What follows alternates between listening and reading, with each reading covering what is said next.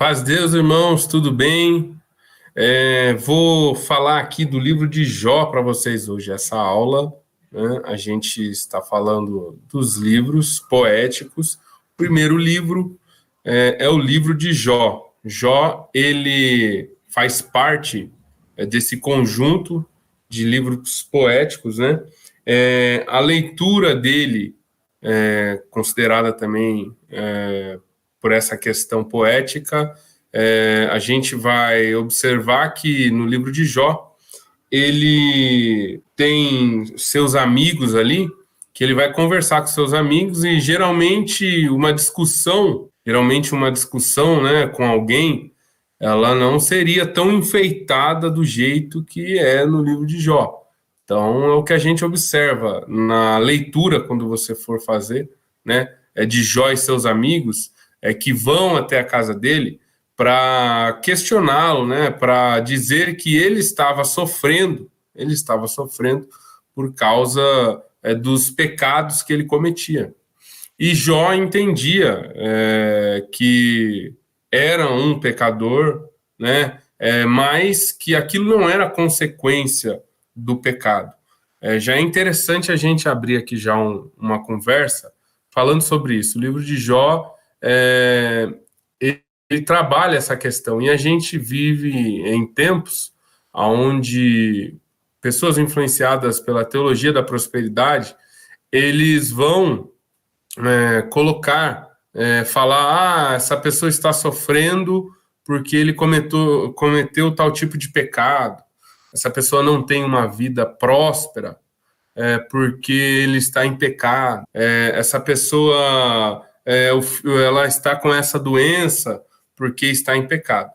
E Jó entende bem isso, né? Se a gente for observar, os amigos de Jó, eles representam, né? Ou as pessoas que hoje defendem esse tipo de teologia, se você observar e fazer um paralelo, você vai ver que eles falam a mesma coisa, eles vão andar na mesma linha de raciocínio, né? Jó é um livro do Antigo Testamento, então no Antigo Testamento tinha-se essa estrutura, né? No Antigo Testamento Deus mostrava para as demais, para os países vizinhos, quando ele prosperava Israel. Ele abençoava materialmente Israel, o povo de Israel, e Jó, ele era muito próximo. Já ouvi até alguns teólogos dizendo que não é exagero, né, a gente comparar Jó com milionários de hoje, né, com bilionários de hoje. Ele tinha muito dinheiro, Jó.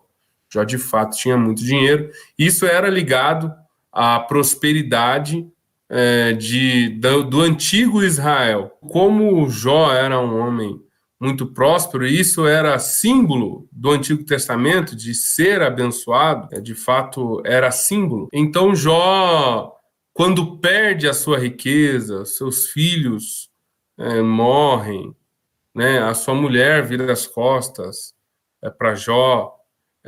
Já vou te dizer algo, né? Não me pergunte, porque eu não tenho essa questão, mas a gente pode conversar um pouquinho nos bate-papos das terça-feiras aí. Mas Deus Deus permitiu que o diabo tocasse em tudo que era de Jó. Deus permitiu. Aí o diabo tocou. Nos filhos de Jó, o diabo tocou.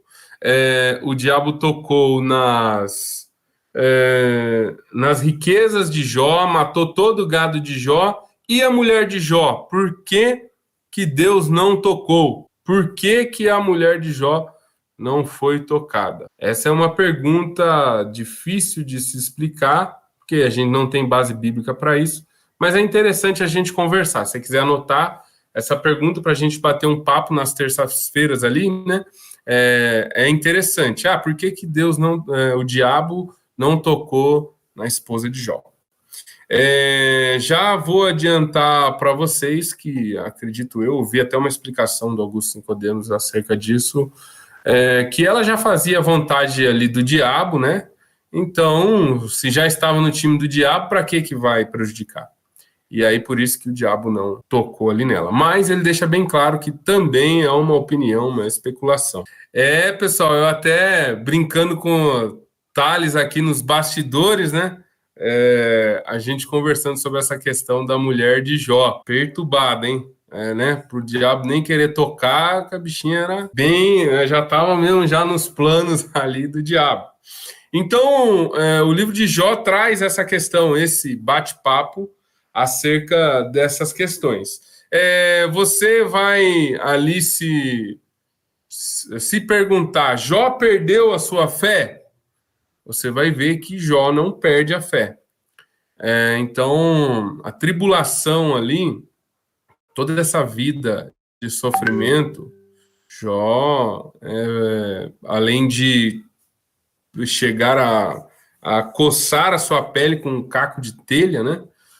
Chegou no limite do limite, perdeu tudo que tinha, chegou numa pobreza terrível, doente, mulher abandonou, perdeu os filhos, então ele chegou num sofrimento terrível. E Jó não perdeu a sua fé. Como eu disse aqui, quem foi Jó? Ele viveu ali na terra de Uz dos caldeus ali, né?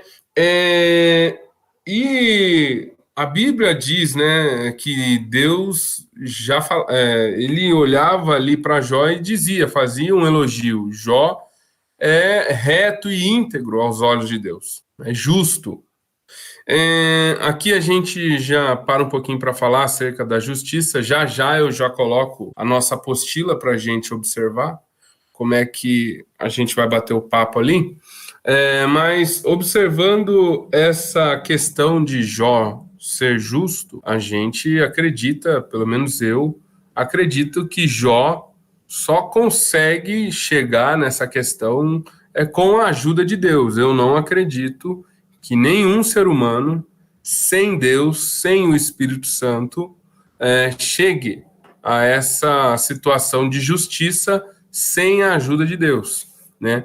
Então, eu não acredito, muitas das vezes as pessoas dizem, alguém que não é cristão, ele tem uma vida mais exemplar do que muitas das vezes o cristão.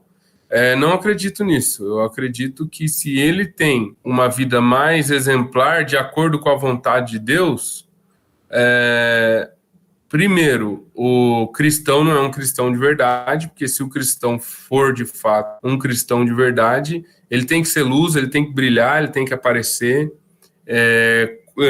brilhar como Cristo brilha.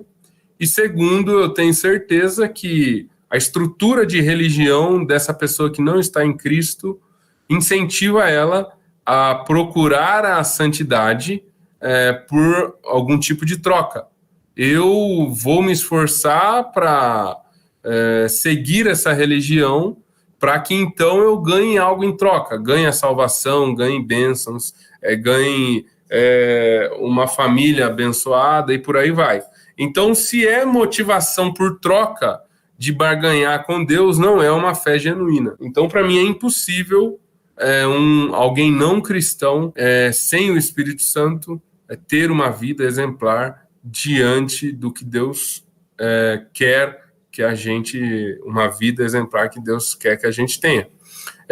Mas sim, tem pessoas que, em algumas áreas da vida dela, ela tem aqui um bom exemplo, só que quando você for investigar, você vai achar alguma coisa ali que de fato tem a ver com o pecado, porque todos pecaram e destituídos estão da glória de Deus. Então, perfeição humana, se é que alguém vai chegar lá, né, ela só ocorre com a ajuda do Espírito Santo e com a manifestação de Deus. Jó aqui, ele tinha 7 filhos, né? Morreu, só que no total eram 20 filhos, no total, né? 20 filhos, porque ele perdeu, depois acabou tendo mais, ali quase 20 filhos. Qual foi a época? Qual foi o período inscrito? Em que época Jó viveu? É bem polêmico isso, tá? A gente não tem a condição, eu não tenho a condição de cravar e dizer para vocês qual é a época. Mais uma vez entra nessa questão da especulação. E a especulação é no período patriarcal. Acredito eu, né, com dados também na apostila, ou em outros teólogos também, que eu já ouvi falar acerca do assunto, acredito eu que é no período patriarcal, né? Antes de Moisés, ali o período de Abraão, provavelmente nesse período, né, é considerado o livro mais antigo da Bíblia, né? Apesar de que se não se sabe ao certo qual é a data que ele foi escrito. Não se sabe qual é a data que ele foi escrito, qual é o período, mas apelando aqui para a tradição, né, da igreja, apelando aqui para a questão de alguns teólogos que têm uma bagagem, a gente fala aí que é no período patriarcal e que é o livro mais antigo da Bíblia. Continuando, né?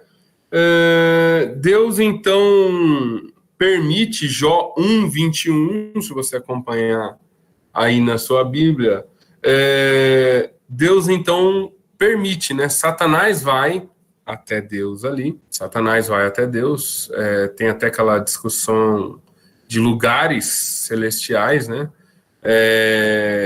Que a gente pode, assim, conversar um pouco na teologia, um assunto polêmico, mas a gente pode conversar um pouquinho dentro da teologia.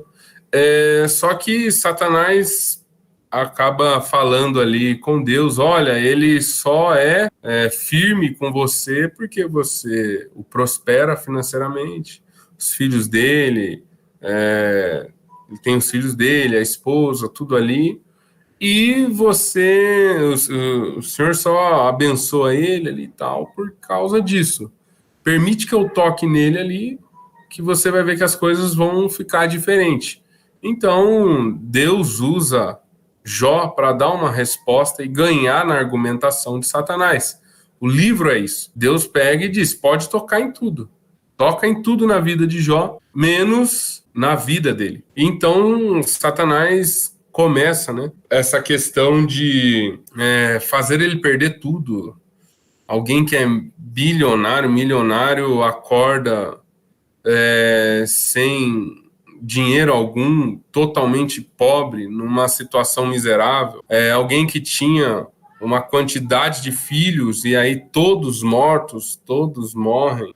Alguém que tinha um respeito por seus amigos, de alguém sábio, de alguém, uma fama, né, assim, eu digo entre aspas, porque do lado positivo, conhecido como homem de Deus por seus amigos, agora essa realidade muda. E então, amigos começam a condená-lo, né, dizendo assim, você está em pecado, se arrependa-se, isso e aquilo. A gente vai ver até a própria mulher dizendo para ele, né? Olha só, né? Chega diante dele e diz, abre mão de tudo isso aí, abre mão da vida, amaldiçoa seu Deus e morre. Desiste, morre, para com isso. E aí então ele responde ela, como falas tua louca mulher, né? O termo aqui, louca, é no sentido ali se você for ver no sentido da palavra, é num sentido de louca como alguém pagão, alguém que não conhece Deus de verdade, né? A loucura do mundo, o paganismo, que não conhece Deus. Você não conhece Deus de verdade, é por isso que você está dizendo isso, né? E Jó permanece ali, vamos dizer assim, com sua fé, apesar de ele começa também a conversar com Deus, tem vários capítulos no livro de Jó, que é sobre essa conversa que ele tem com Deus, e Deus, então, ele questiona Deus ele quer entender o sofrimento, E muitos acham que se você entender o sofrimento, você vai parar de sofrer. Se você entender o sofrimento, as coisas serão resolvidas. E não é isso que resolve, né? De fato, o sofrimento, que é uma palavra que percorre quase que todos os capítulos do livro de Jó, o sofrimento é onde a gente vê aí a pandemia, a guerra agora, Ucrânia, né? E Rússia, olha para o sofrimento e quer uma explicação por que esse sofrimento, o porquê disso. Sendo que a função do crente é olhar para o sofrimento e glorificar a Deus, até mesmo no sofrimento, dizer, olha, Senhor, não sei porque que eu estou sofrendo, mas é a sua vontade, eu quero glorificar o seu nome, quero exaltar o seu nome, por isso, porque Deus usa o diabo para fazer com que Jó aprenda coisas que a gente vai falar no final dessa aula aqui. É bem interessante. Então, espero que vocês não se assustem com isso, mas Jó só sofreu porque Deus permitiu. O sofrimento na vida de Jó só chegou porque Deus permitiu.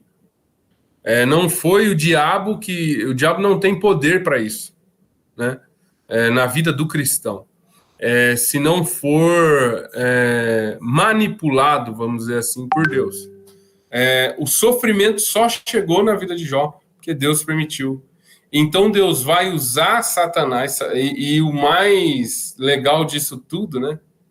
Deve dar uma ira em Satanás tão grande, é que Satanás faz com todas as suas forças para destruir Jó. Ele usa de todas as suas forças para destruir Jó. Deus permite, e lá no final você vai observar que Jó aprende algumas coisas espirituais que são muito maiores, né? Conhecimento que você ganha do sofrimento, na luta, na dificuldade, são muito maiores, né? Do que o que você perder na luta. Conhecimentos acerca de Deus, da espiritualidade que você tem de Deus, das coisas eternas, tem que ser muito maior do que nossos filhos, tem que ser mais valioso do que a perca de um ente querido, tem que ser mais valioso do que ganhar um carro, tem que ser mais valioso do que comprar uma casa, triplicar o ganho que você tem por mês. Então, nesse sentido, coisas espirituais, né, são superiores às coisas materiais. Então, Deus usando Satanás e toda aquela fúria, tentando acabar com a vida de Jó, Deus usando isso para ensinar coisas eternas para Jó. E isso a gente tem que entender, né? Deus é muito melhor do que qualquer bênção terrena. E foi isso que Deus mostrou para Jó. Essa é um bate-papo, uma conversa sobre o livro de Jó. Então a gente vai começar aqui agora a dar uma olhada na apostila. Confesso para os irmãos, né, que está bem legal mesmo a apostila. Concordo com muitos pontos ali na apostila, bem legal mesmo, bem bacana. Você que vai aí fazer a leitura dela, não perca tempo, que é bem interessante mesmo.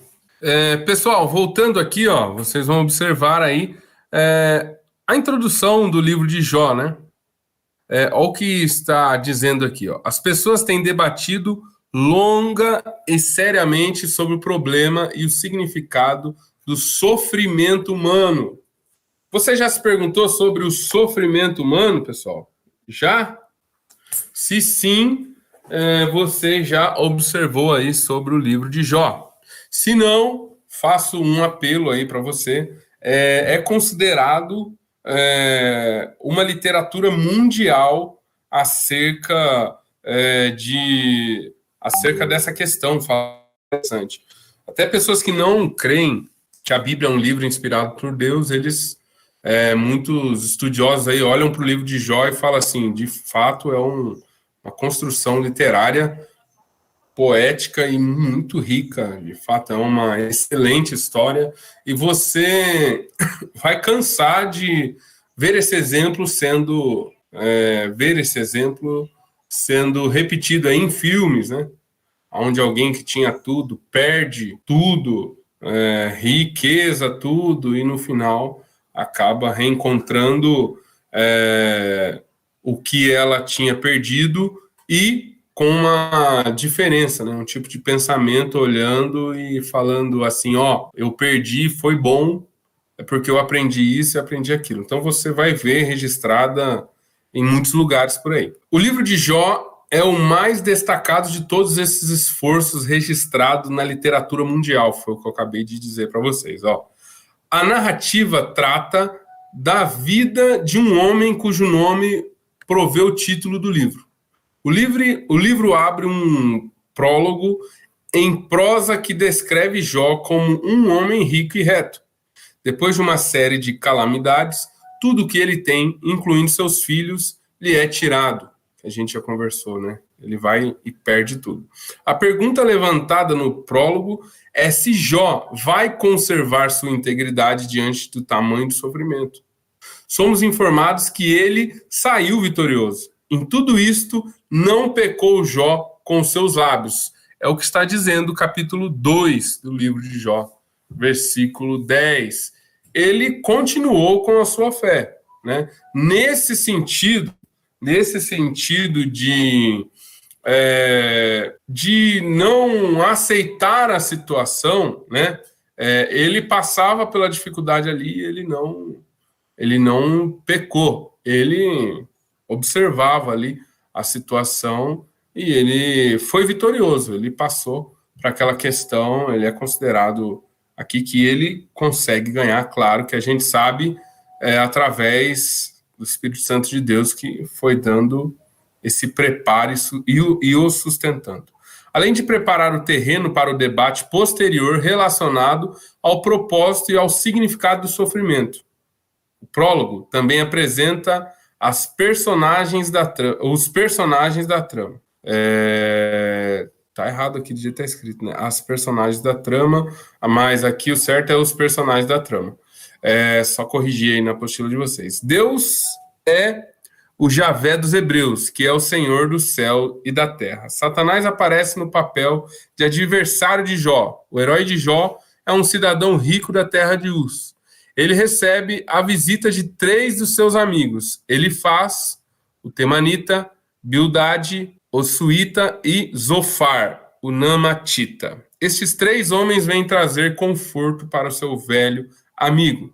Tem também mais um amigo, né, de Jó, também, que ele vai depois entrar aí no livro. Os confortadores, né, eles são chamados ali, que vão confortar Jó, falando, olha, só você se arrepender, que representam bem a teologia de hoje, né? Teologia da prosperidade. Jó, você perdeu tudo aí que você tem, né? Você perdeu todo o seu dinheiro, seus filhos morreram, sua mulher virou as costas para você, tal, isso e aquilo. Isso tudo está acontecendo porque você está em pecado. E Jó, ele refutava, né, isso, ele não aceitava, ele dizia, não, eu estou, não é esse o motivo. Por muitas das vezes, o Jó também não sabia o motivo, mas ele falava, isso não é o motivo, eu continuo estando com Deus, sendo fiel, eu continuo. Então, é isso que os confortadores, né, eles vão dizer, que são os amigos de Jó. Cuidado com esse tipo de teologia. Acho que eu já expliquei aqui também no vídeo para a gente prestar atenção, né, que essa teologia da prosperidade, ela se baseia muito no Antigo Testamento. E no Antigo Testamento, claro, a gente observa que Deus, ele faz de Israel um exemplo para as nações que estão ao redor. Ele faz essa menção, né? É porque naquela época a outras nações, eles não respeitavam Deus porque ele é bom, ele é misericordioso, não. Respeitavam Deus porque ganhou uma guerra, respeitavam-se deuses porque trouxe riquezas. Então era uma linguagem que Deus usa para pregar, né, o evangelho no Antigo Testamento. Já no Novo Testamento, a gente sabe, né, Jesus não cometeu pecado algum e não tinha um travesseiro para inclinar sua cabeça. Os apóstolos, ao invés de vir para o evangelho para aumentar suas riquezas, por muitas das vezes eles abriam mão de riquezas para vir até Jesus. A gente olha o jovem rico, né? Dê tudo que você tem aos pobres e vem e me segue. Então o evangelho é algo de renúncia, né? Muitas das vezes de perca, diferente do Antigo Testamento, que você se prosperava aí bastante. Aqui também é interessante, irmãos, eu deixei grifado aqui, os 3 amigos, pela incapacidade deles de convencer Jó da sua culpa. Eles tentaram por várias vezes tentar convencer Jó, você está em pecado aí, se arrepende aí que as coisas vão começar a melhorar para você. E pelo menos nessa questão Jó continuava firme, dizendo, não é por essa questão não. Aqui, descendo um pouquinho mais na apostila, o epílogo descreve de que maneira o arrependido e humilhado Jó é restaurado, duplicando a sua prosperidade anterior após a restauração dos amigos e da família. Jó viveu uma vida longa e feliz, na verdade mais de 140 anos. Então ele morreu velho e farto de dias. Essa parte já dá um salto para o final da história, né? Não sei por que motivo, às vezes a apostila trabalha assim, em vez de contando sequencialmente, ela fala um pouquinho do final, depois volta.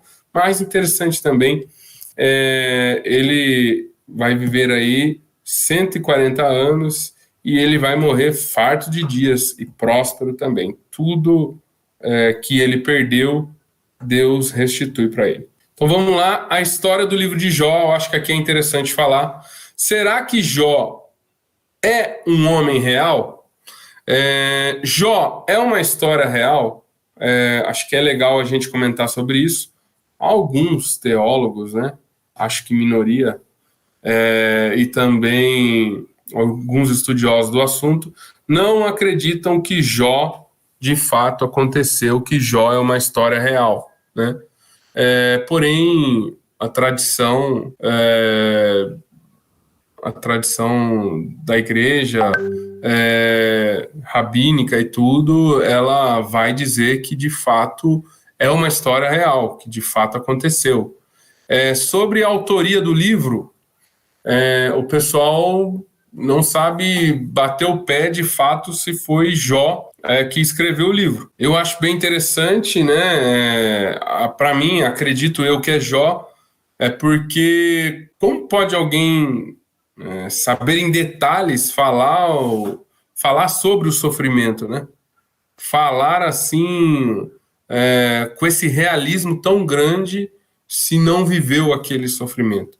Então, para mim, pela verdade do texto, da narrativa, do envolvimento que tem assim, com o livro, acredito eu que seja Jó que escreveu ali o livro de Jó, né? Por causa da entrega de fato e da propriedade que ele tem, né? De se falar, de entender ali de fato a argumentação.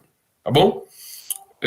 Caminhando aqui, esses e outros fatores têm levado à opinião geral de que a narrativa básica do livro é uma história antiga de um homem real que sofreu imensamente. Então, esses e outros fatores levam à opinião geral de que a narrativa básica do livro é uma história antiga, real, de um personagem que de fato existiu, tá? Então, é mínimo a pessoal que não acredita que Jó de fato aconteceu.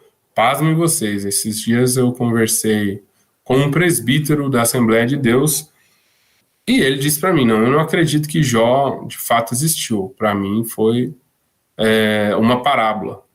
Para mim foi algo, um conto ali, e deixando até bem claro aqui para vocês, não acredito que tanto parábola ou qualquer texto que é citado na Bíblia foi inventado, uma história assim inventada. Para mim, todas as histórias são reais, até as parábolas do Novo Testamento, elas são relatadas de algo que de fato aconteceu. Eu não acredito que Jesus ele contou algo que não existiu, que não é a verdade, que me parece mais uma mentira, né, do que uma verdade. Jesus contou uma mentira para falar uma verdade. Eu não acredito que isso aconteça. Mas se a gente for estudar, a gente vai ver que Jesus ele contou histórias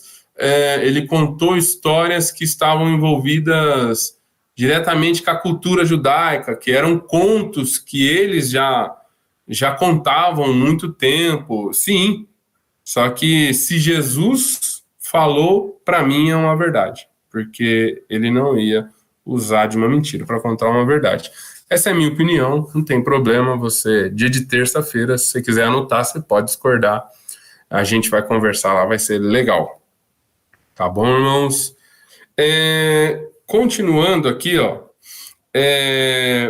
argumenta energicamente que o epílogo pertence ao material original, ao dizer que o propósito real do autor é simplesmente afirmar que o homem pode ser bom sem ser recompensado por isso.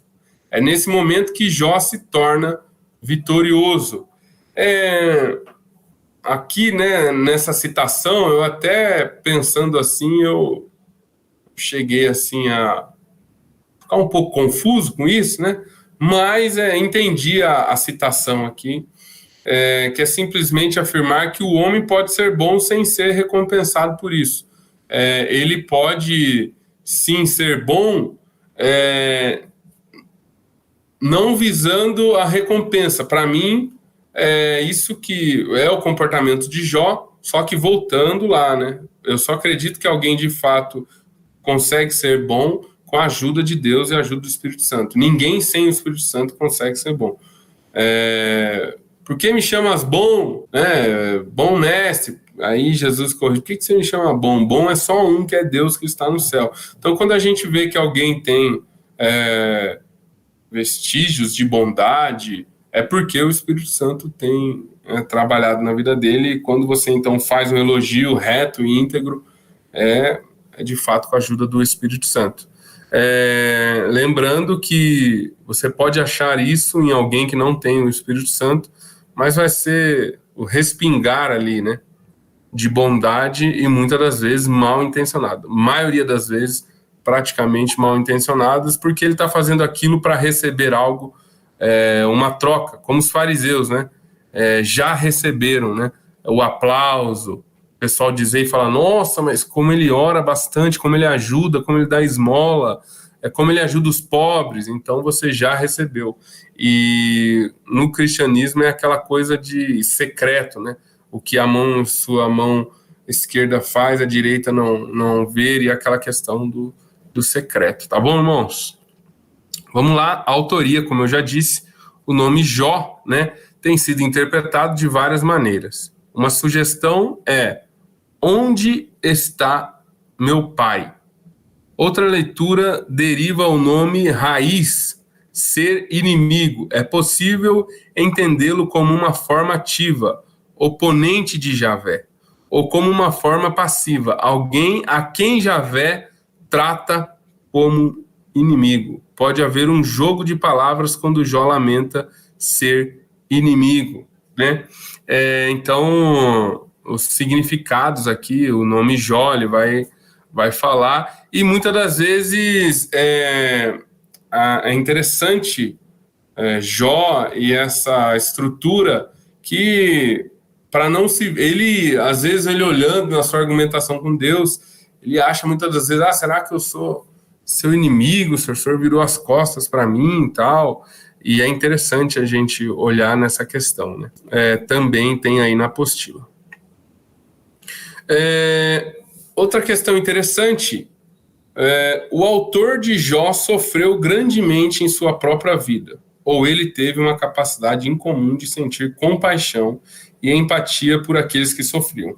Junto com essa grande sensibilidade, ele foi profundamente religioso, né? De fato, Jó foi alguém extremamente religioso, e é interessante que as coisas ali vão mudar depois de todo esse sofrimento. Quando ele orava pelos seus amigos, então Deus foi lá e mudou a situação de Jó. Interessante isso, né? Alguém que fala mal de você, alguém que diz que você tem algum problema, que você não obedece a Deus, alguém que te aponta, que te acusa, e você ora por eles. Então, a gente observa aqui, né, sobre essas questões que Jó vai praticando ao longo do livro, né, do debate. É bem interessante isso.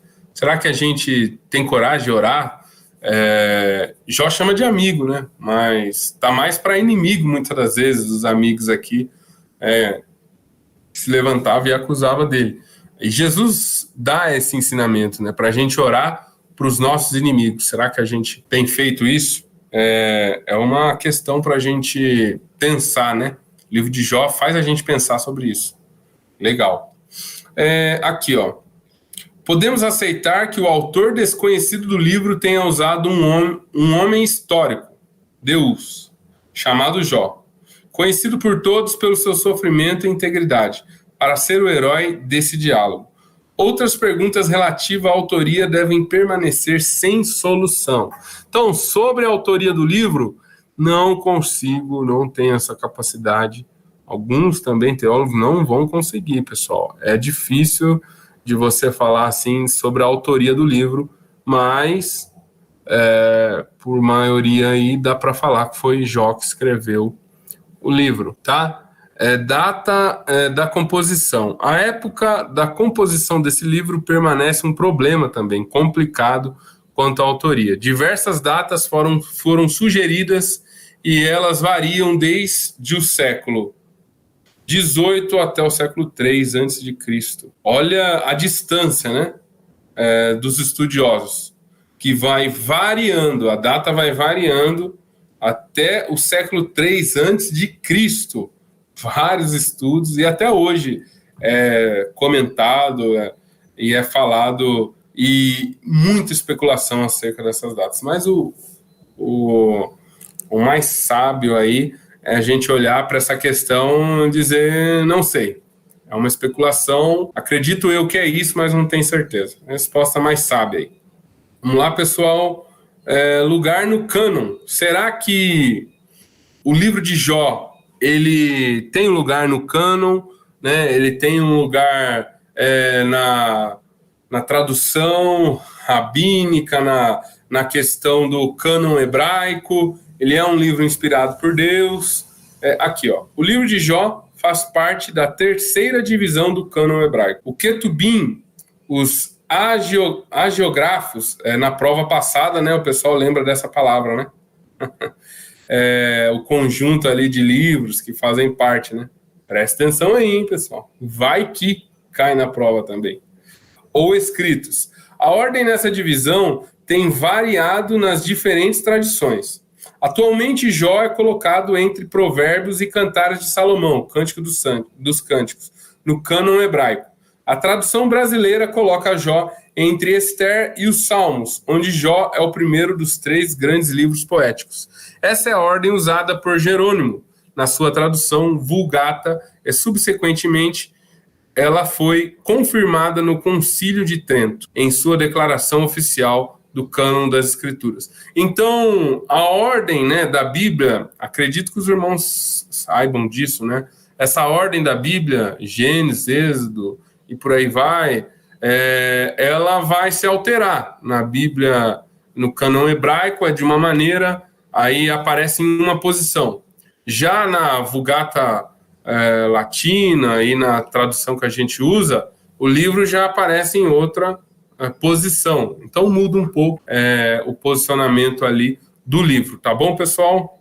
Continuando. Lugar e conteúdo e valor. Ó, quatro amigos de Jó, Elifaz, Bildade, Zofar e Eliú, representam tudo que a teologia ortodoxa teria a dizer acerca do significado das calamidades que haviam arrasado a felicidade e a estabilidade de Jó. Mais uma vez, voltando ao assunto que a gente já comentou aqui, né? Muitas teologias da prosperidade por aí parecem têm semelhança ou falam praticamente o que os amigos de Jó falavam. Erradamente, claro, interpretando de uma maneira errônea. Tudo bem, pessoal? O livro de Jó é um eloquente comentário à insuficiência da mente humana para reduzir a complexidade do problema e a fórmulas simples e acessíveis. É um livro em que o homem silencioso, o homem que se cala, realiza mais do que o que discorre e o que discursa. Falando da estrutura do livro de Jó, importantíssimo. Pessoal, você não pode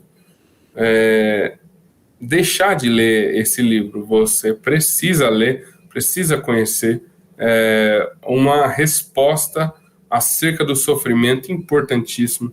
Vale a indicação, vale o comentário. É bem legal mesmo. O livro de Jó, lido com a pergunta dos séculos. Vamos lá. Se Deus é justo e amoroso, por que permite que um homem realmente justo, tal como Jó, 1:8, sofra tanto? Sobre esse assunto, o livro revela as seguintes verdades. Vamos lá para A. Satanás, como adversário de Deus, teve permissão para provar a autenticidade da fé de um homem justo, por meio da aflição. Mas a graça de Deus triunfou sobre o sofrimento, porque Jó permaneceu firme e constante na fé, mesmo quando parecia não haver qualquer proveito em permanecer fiel a Deus. Primeira resposta a isso, por que Jó sofreu tanto? Porque Jó era a resposta de Deus a Satanás. Jó era a resposta da permissão, é a vitória de Deus sobre Satanás, né? Como eu disse no início da aula, Satanás foi um bonequinho nas mãos de Deus, porque ele achou que ia prejudicar Jó. Deus deixou Satanás achar que está prejudicando, né? E de fato prejudicou materialmente, perdeu muita coisa, mas no final Deus usa o sofrimento de Jó para que no final Jó ganhe espiritualidade e conhecimento de Deus profundo. E aí Satanás enlouquece com isso, né, pessoal? B aqui. Deus lida com situações demais elevadas para a plena compreensão da mente humana. Nesses casos, não vemos as coisas com a amplitude que Deus vê e precisamos da sua graciosa autorrevelação. O que você tem que entender, irmãos, é que o pensamento de Deus não é igual ao nosso. Ele é muito mais, ele é totalmente amplo, tem toda a sabedoria. Então ele sabe o que você vai aprender no final do sofrimento, né? Ele sabe o que você vai aprender nas lutas, nas dificuldades. E é interessante. Eu não me esqueço, né? O seu Shed, quando um pastor lá foi orar para ele, eu vou orar para que, né, você seja curado desse câncer. Aí ele comentando, né, falando, não, tudo deu certo na minha vida, nunca fiquei doente praticamente, Deus me deu tanta coisa. Ao invés de pedir para Deus me curar, eu quero agradecer. Vamos agradecer por esse momento, né? De dificuldade, de saúde. Então isso é a sabedoria. A sabedoria no sofrimento é algo maravilhoso que Deus trabalha em nossas mentes, né? É fantástico, é muito legal. Aqui, ó. Embora os métodos de Deus de agir às vezes pareçam contraditórios e cruéis, conforme o próprio Jó pensava, né? Jó falava, nossa, mas está sendo muito cruel. tá difícil, é contraditório. Ver-se-á no fim que ele é plenamente compassivo e misericordioso, né? Aqui estão as citações, tá? Não estou falando das citações, mas está aí na apostila de vocês, só vocês ir lá e comparando aí. Pessoal, então, esse também é um dos comentários aqui que eu achei interessante. Aí eu vou ler aqui com vocês esse comentário da apostila, e aí vou ler alguns versículos com vocês aqui e vou estar encerrando essa aula. Tudo bem, pessoal? Olha o que diz aqui. Observaste meu servo Jó? É uma pergunta que serve para todos. Tiago usou Jó como exemplo dos que aprendem a felicidade na escola do sofrimento. Olha que interessante aqui. Observastes, Deus usa Jó para combater Satanás e serve para todos, né? Como um grande exemplo aí de como lidar suportando o sofrimento e o que o sofrimento pode trazer para nós, né? Que aprendem a felicidade na escola do sofrimento. Jó, de fato, aprendeu a real felicidade na escola do sofrimento. Eis que temos por felizes os que perseveram firmes. Tendes ouvido da perseverança de Jó e vistes que fim o Senhor lhe deu? Porque o Senhor é cheio de terna misericórdia e compassivo. Haveria resumo melhor da mensagem do livro: um sofredor perseverante mantido nos braços de um Deus determinado e compassivo? Então, essa é a ideia do livro de Jó. Bem legal, né, pessoal? Um sofredor que permanece até o final por misericórdia e sustentação de Deus, né? E aprende no final aqui. O que Jó, então, aprende? Eu vou usar as palavras de Jó. Se você quiser acompanhar aí comigo, Jó 42, versículo de número 1. Vou ler aqui para vocês e a gente já vai encerrar. Então Jó respondeu ao Senhor: sei que podes fazer todas as coisas. Nenhum dos teus planos pode ser frustrado. Opa! Então Jó já entende, né? Que, o Senhor pode fazer todas as coisas e o que o Senhor falar que vai acontecer e pronto, acabou. Nenhum dos planos do Senhor pode ser frustrado. Então, olha o entendimento de Jó acerca do sofrimento. O Senhor planejou, acabou. Vamos aceitar, né? Que a gente vai ser... Tem até um ditado aí que eu não vou usar aqui, mas você sabe, né? Aceita que, né? Não vou usar aqui. Então, ele entende, não pode ser frustrado. Então, passando pelo sofrimento, entenda. Não. É plano de Deus, for a vontade de Deus, acabou. Vou ter que passar. Versículo 3. Tu perguntastes, quem é esse que obscurece o meu conselho sem conhecimento? Certo é que falei de coisas que eu não entendia. Olha isso, hein? Jó dizendo, eu não entendia a questão do sofrimento e acerca das coisas. Coisas tão maravilhosas que eu não poderia saber. Eu não tinha esse conhecimento antes. E aí Deus então usa Satanás e ele passa por toda aquela dificuldade e ele começa a aprender coisas tão maravilhosas que eu não poderia saber, antes eu não sabia. Olha que Jó fala: tu disseste agora, escute e eu falarei, vou fazer-lhe perguntas e você me responderá. Ele falando do diálogo que ele tinha com Deus. O livro de Jó é um livro de diálogo com seus amigos, né? Até ele conversou também com sua esposa. Ele fala também do Leviatã, né? Interessante isso aí, hein, pessoal?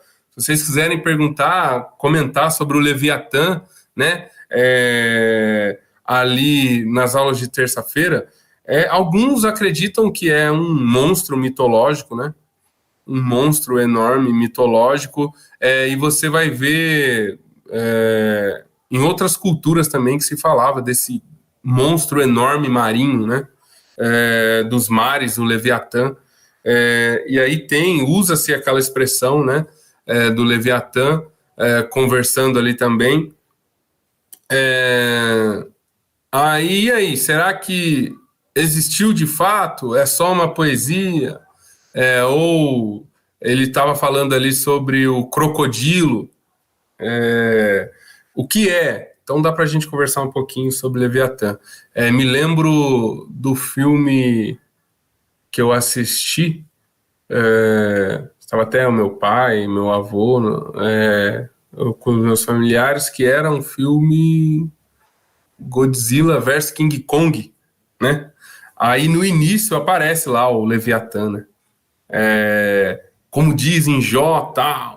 Aí aparece lá o Leviatã, monstros, feras, e o filme, o autor trabalha com essa ideia, né? Desses monstros ocultos que tiveram no passado e hoje já não existe mais. Igual o pessoal conseguiu chegar na Lua, mas não consegue chegar no fundo do mar hoje em dia. Então, o que será que tem lá no fundo do mar? Monstros pré-históricos? Como será que é essa questão? Dá para a gente conversar um pouquinho, não tirar as dúvidas aí de dia de terça-feira. Não vamos só falar disso também, que aí, não, aí tá de brincadeira, tem muita coisa pra gente falar, mas é interessante. Se você nunca ouviu falar, pesquisa aí sobre Leviatã, você vai achar bastante coisa aí, umas imagens na internet bem malucas aí, e outras culturas, outros povos também que se referiam, né, ao Leviatã. Bem legal isso aí, pessoal. Mas voltando aqui, versículo 5, meus ouvidos já tinham ouvido ao teu respeito. Eu já ouvi falar a teu respeito, Senhor, mas agora os meus olhos te viram. Por isso menosprezo a mim mesmo e me arrependo no pó e na cinza. Então, olha que interessantíssimo, né? Olha que interessantíssimo que Jó traz, ele mesmo falando acerca disso. Antes eu só te conhecia de, né, ouvir falar, estava distante, hoje o Senhor está mais perto de mim. Então o sofrimento traz você mais próximo de Deus. Deus usa essa ferramenta para te ensinar, te trazer sabedoria, trazer conselhos. Então é bem interessante o livro de Jó, né? Te conhecia só à distância, agora eu te conheço de verdade. Então Jó teve, claro, nasceu de novo lá no início, já era assim um homem exemplar, mas faltava algo, né?